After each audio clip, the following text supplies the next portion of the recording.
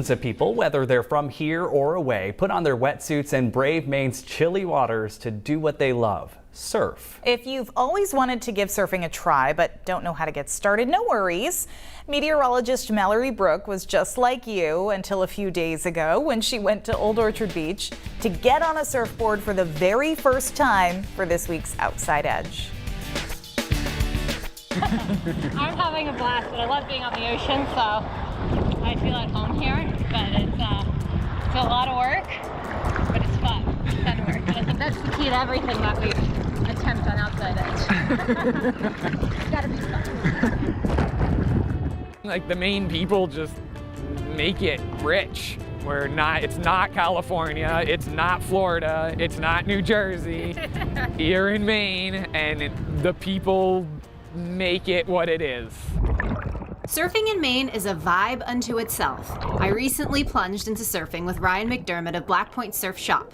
For first-timers, it's best to start with a lesson and some rental gear. Get a lesson from a professional, then go a couple of times, and then go back to one more lesson, and then you're pretty set. Like, it really, once you have that fundamental basics, you pretty much just need to figure it out on your own and get comfortable in the water, and like you learned today, just get out there and do it. There's a lot more than just riding the wave when surfing. You need to find your balance when laying on the board, navigate waves on or off the board, judge the incoming surge, and when the time is right, the way to pop up. That was the hardest part, and while I was not successful in standing, I was at least able to get to my feet.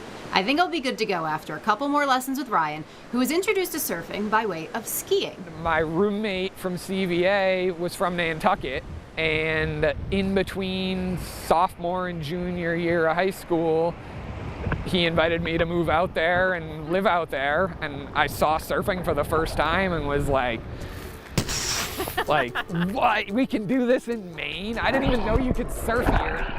By the end of that year, Ryan and his brother were hooked and began building surfboards the following year. Surfing was growing in popularity, which led to the opening of Black Point Surf Shop. We had too many people coming to our parents' house to get stuff. So like, we were building boards and people would come to get their boards, and then we just had people showing up to buy like fins and wax and stuff, and we were like, can't quite have that. We need a real place.